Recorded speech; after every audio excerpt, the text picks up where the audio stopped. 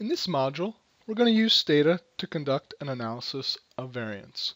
Now for this example, we're going to use data from the California Health Interview Survey. Now this is the nation's largest state health survey. It's conducted by the UCLA Center for Health Policy Research in collaboration with many public agencies and private organizations, and this data is freely available to the public on their website, www.chis.ucla.edu. So for this lab, we're going to use a sample of 500 adults. And suppose we are interested in the relationship between number of hours worked per week and health as measured by BMI. So we're going to break number of hours worked. We're going to break that up into 5 categories, 0 to 10, 10 to 25, 25 to 35, 35 to 45, and 45 plus. So if you would open up the ANOVA.dta dataset in STATA, and the first thing we're going to do is we're going to find out how many people are in each category, in each work category.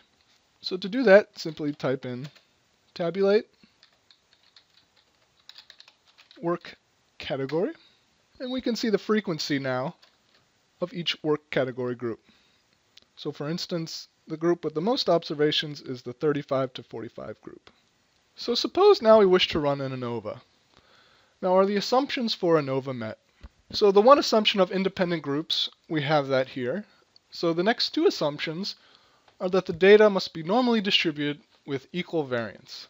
So to check this assumption, we're going to create a histogram of BMI by work category.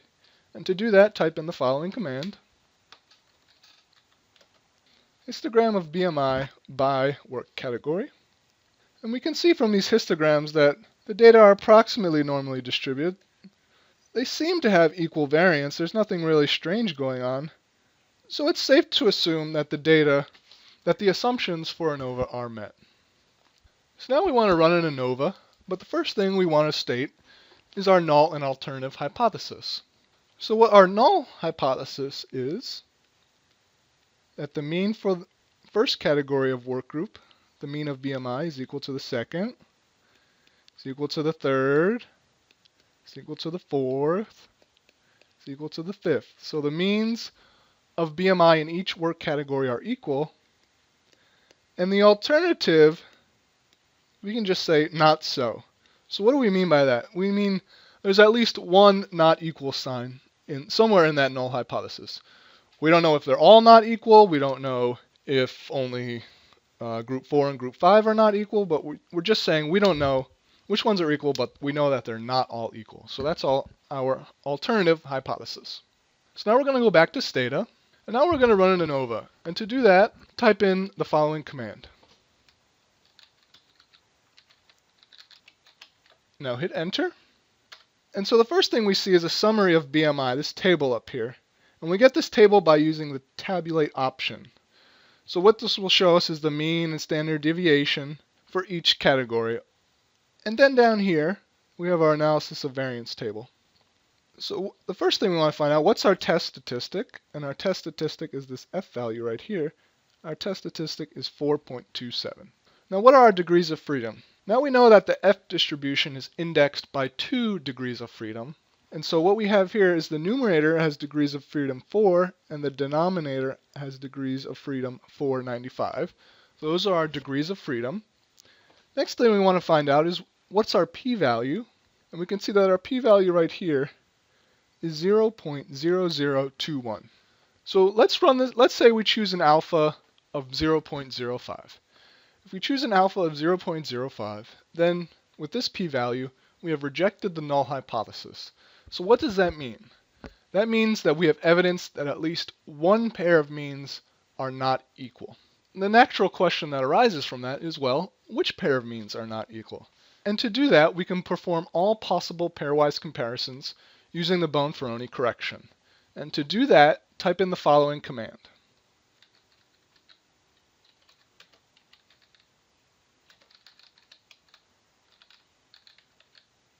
So you'll notice a new option we added to the one-way command.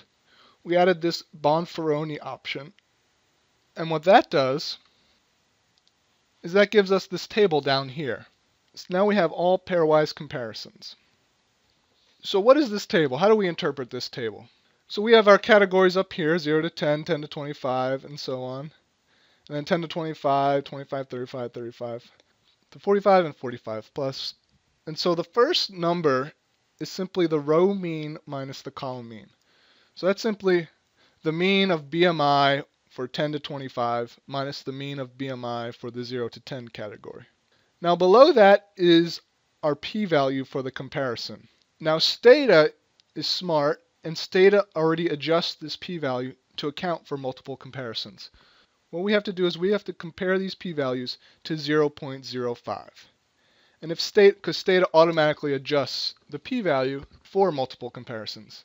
And if STATA didn't do that for us, we would have to compare these p-values to 0.05 divided by 5 choose 2, because that's the formula that we learned for multiple comparisons. So now we can see that there's two pairs of means that are not equal. The 25 to 35 compared with the 35 to 45, that's a p-value of 0.01. And the other one is the 25 to 35 and the 45 plus. And those two pairs of means are not equal. And that's how one would run an ANOVA in STATA.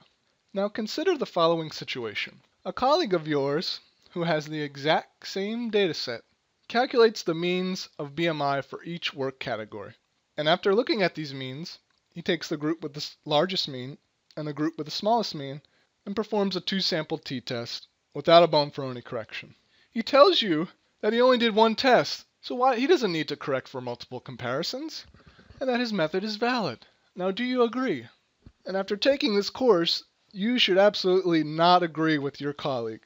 And the reason is this: you cannot look at your data and then decide which type of statistical test you want to run. You need to come up with your hypothesis before you look at the data, ideally before you even collect any data.